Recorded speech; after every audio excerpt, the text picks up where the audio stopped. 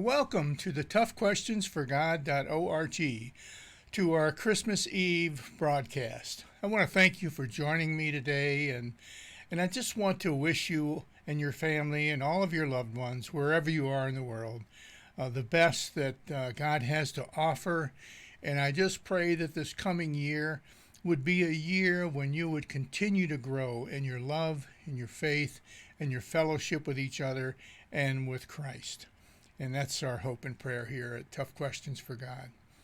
I want to propose a question to you. And the question is this. We all know the story about the manger and the birth of Jesus and born in Bethlehem and all of those things. What if God had written a letter or had written a note or something and had left it in the manger for all of us, after that time to read and to understand? Well, if at that particular time in history, if God decided to leave us a letter, a handwritten personal note, what would it say? What would it look like when we read that? After we looked in this manger and there's the Christ child laying there, and all of a sudden there's this little note. What would God say? Well, I think this is probably what God would say. Long before the foundation of the world, I foreknew that I was going to create a beautiful and a perfect place. I, being perfect and holy and unlimited in power, I knew that much would be required of me in order to create perfection. You see, perfection is something that you never have imagined. Perfection to you is only a fleeting image of what could be. You do not have the capabilities to truly know holiness and perfection. So you elevate yourselves to a place that feels comfortable and smug and tell yourselves that you do know, but you don't. That's why you must trust in who I am. My very nature is rooted in my choice to live perfectly, without fault, without shame, and without regret. My children, do not let your inquisitive nature and yearnings for placement among all of the created things cause you to consider yourselves higher than you ought. Instead, consider my perfect nature and how you can exist perfectly through me. Remember that I sacrificed absolutely everything when I came into human existence. Again, a concept of which you really understand very little, yet open to all that would receive. I chose to allow my creation the opportunity to become perfect also, but it would require tremendous choices. I know that you're unable to understand what all of those choices and the associated cost were, so I placed a crowning moment in your personal journey of life that I gave each of you. Remember, perfection is initiated by choice, and the crowning moment of life comes when you freely choose me over all things. Now, in the beginning, I took 6 days to create a wondrous garden filled with perfect peace, love, purpose. In fact, love was the foundation of the creation. In all that I have ever done, and I am still doing today, so I created in love. First, I created light, so that all could be seen, so that the magnificence of my creation would be on display for all people, for those in the heavens as well as for those on the earth. And I created the light to overwhelm the dark, so that love would be on display. Secondly, I created this great expanse that you know is sky. It surrounded the heavens and the earth, and it gave space and dimensions to all that I created. Again, my love was on display. Thirdly, I made the waters and the vegetation, and I brought life into the creation, to grow and to be beautiful and to sustain. I was creating a masterpiece that was for all to enjoy, even though I foreknew that it would eventually be tarnished by sin. Still, I created perfectly, and love was on display. Fourthly, I created the stars. Beautiful lights, worlds of the unknown, my creativity unleashed. Yet you have yet to experience all that I have surrounded your world with, but take heart, because love will never fail. Fifthly, I put life into the seas and upon the ground. It was a paradise streaming with life, and is still being discovered to this very day. One day, I will introduce you to each of all that I have created, always as I had intended, but that day has not arrived yet, and love was on display according to my will. Sixthly, I created a masterpiece, human life, made in my own image, able to think and reason and choose, able to appreciate all that I had done, with a future that is everlasting, beautiful, and glorious, and with me forever. And my love has been with you ever since, abundant and purposeful and just. And on the seventh day I watched, enjoyed, and saw that all that I created was perfect and holy and filled with my love. When I created man out of my great love, I created life in my own image, in the image of perfection, deity, holiness, and abundantly free to choose how that life would be experienced. When I created Adam, I created him with all of the aspects of myself. You see, perfect yet human, the same but less, an image but different. As an artist expresses his love through canvas and paint, I express mine through flesh and blood, perfect yet imperfect. You see, the love that I created Adam with had the ability to choose. Love, which is perfection, is partly a choice, and you can choose to love or you can choose not to. Today, humankind has become so familiar with the choice not to. You know it as hate. Hate is simply a word that's used to describe the absence of love, and that absence is by choice. Adam had love in his heart like mine, but he struggled with the aspect of free will. He didn't realize the implications and devastation that would result from using free will for imperfect choices. Well, this was not unexpected, but actually part of the growth process for which I created in my own image. My children, I know that this is difficult to comprehend, and that many of you find fault and disdain in my holy ways, but I've never chosen unwisely or sinfully. Thus the reason for your celebration tonight. You see, I'm still creating in you my masterpiece, perfection in life through me. My love is sacrificial, always putting others before myself. It is the foundation of perfect love. And your love finds perfection in trusting in me. Adam chose himself, though, long before he ever ate of that forbidden fruit. But love is meant to be shared. Thus my motivation to create life. And I wanted to fulfill the love that I am by sharing myself with others, and let others share the love that is in themselves. Adam and I had a perfect relationship, and the love in his heart was simply bursting to be brought forward. So I created for him a partner with which to share. Eve was a beautiful example of myself also, made in my image, yet different than man. She knew love and expressed love in other ways than Adam, and she was a pure joy to both of our hearts. But the love inside of her also encompassed free will and choice also. Eve was free to make her own decisions on how she would live, who she would trust, and how she would respond to me.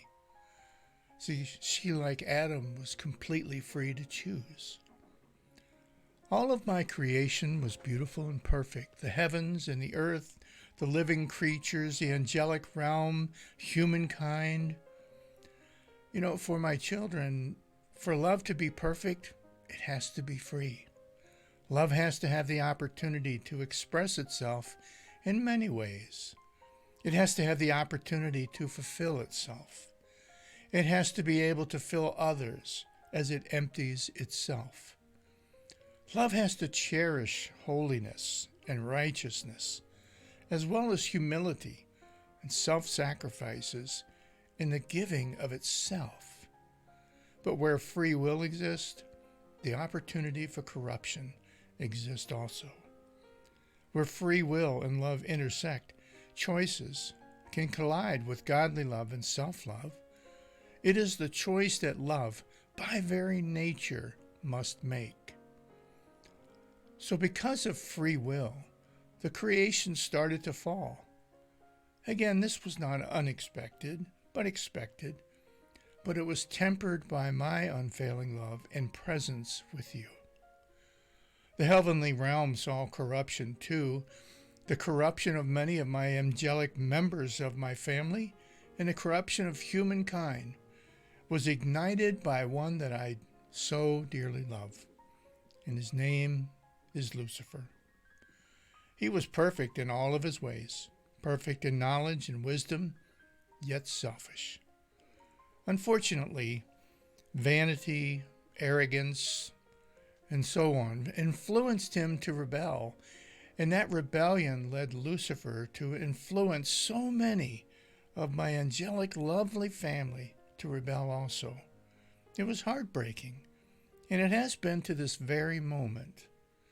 If only they would choose me and trust me rather than themselves, I would forgive them, but they were unwilling to return to me.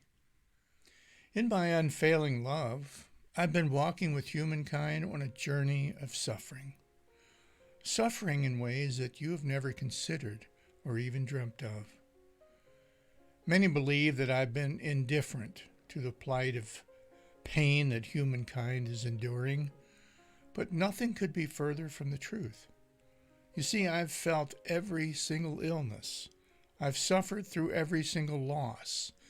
I've experienced every single death, and I've cried every tear along with humankind. You see, perfection and love are established through free will. And without free will, there could be no perfection.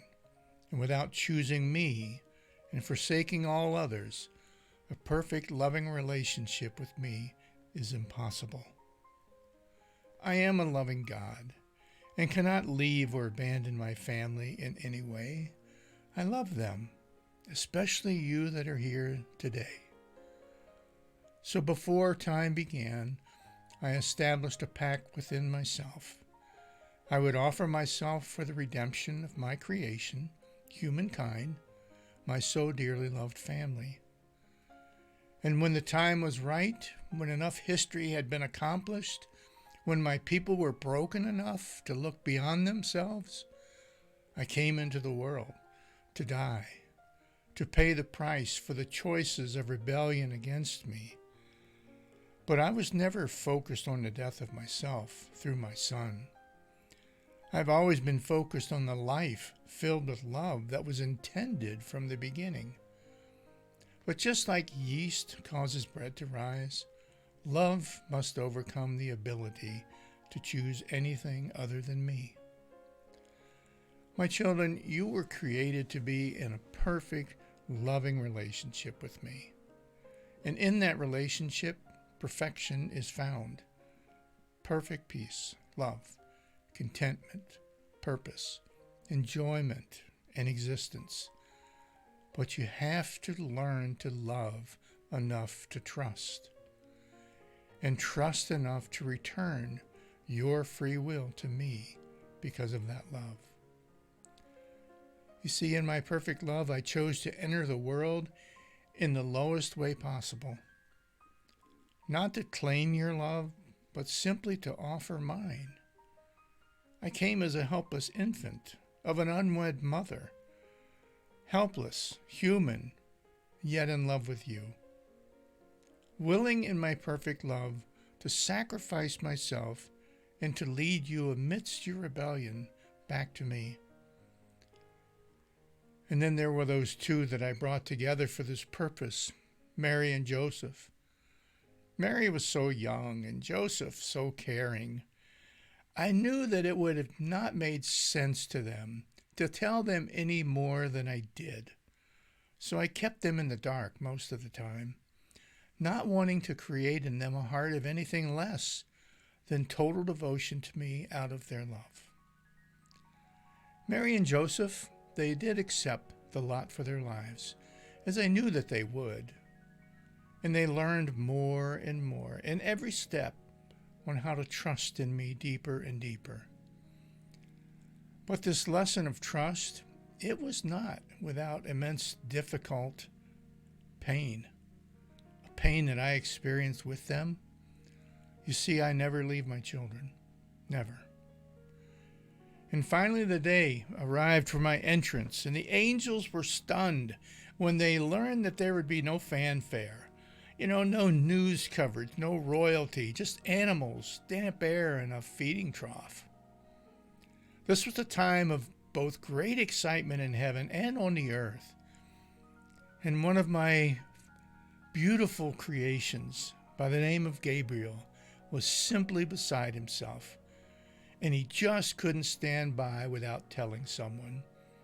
So with my blessing, I sent him to visit some shepherds that were in the same field that I had called King David from. They were both stunned and excited and filled with joy. So I came into the world in the midst of great pain and suffering, and there were sadly few that realized what was going on. And there were also some that sought to slaughter the masses because of what I might do to their so-called kingdoms. You see, at this point, love had collapsed in the human heart and had been overtaken by self-centeredness, hypocrisy, and self-love. Self-love is a product of a heart that no longer focuses on me. It's a heart that is only self-seeking, not sacrificial.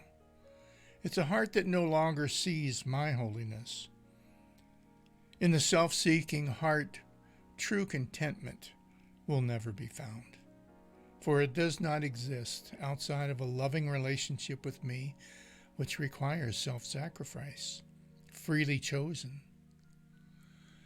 This was the beginning of a short life that I would live in the world that I created.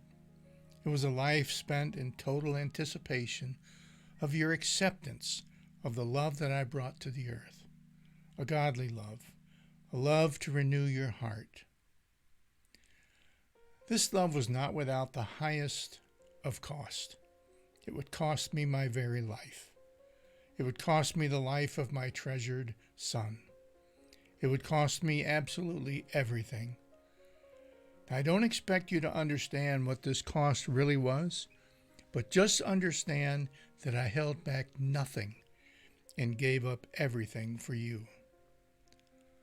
This pinnacle of my love was shown on that one lonely night in the midst of the damp, cold air, while the animals were restless and Joseph's heart was simply filled with wonder, and Mary just prayed. On that night, I was filled with loving anguish, looking forward to every person that would eventually say yes to a relationship with me. So on this day, 2,000 years later, this day of remembrance, at this time of celebration, will you come back to me? Not just in word or because of momentary emotional motivation, but in heart and in sacrificial action. Will you give up everything like I have for the sake of what I first created for you to experience? My love in a perfect place and in perfect union with me and with each other. So tonight I ask you, will you choose me? Will you? Friends, I think that's probably the message that God would have sent to each one of us if he had written a letter and placed it in that manger on that cold, damp night. Think about the words that we've mentioned here and the themes and the things that have been discussed here today, and just let it fill you with the abundant joy and the peace that God has offered to the world, all through this relationship with him, all through his Son, Jesus the Christ, who came into the world to give us everything. Thanks, God bless, and I'll see you next week. And share this with others if you would. Take care.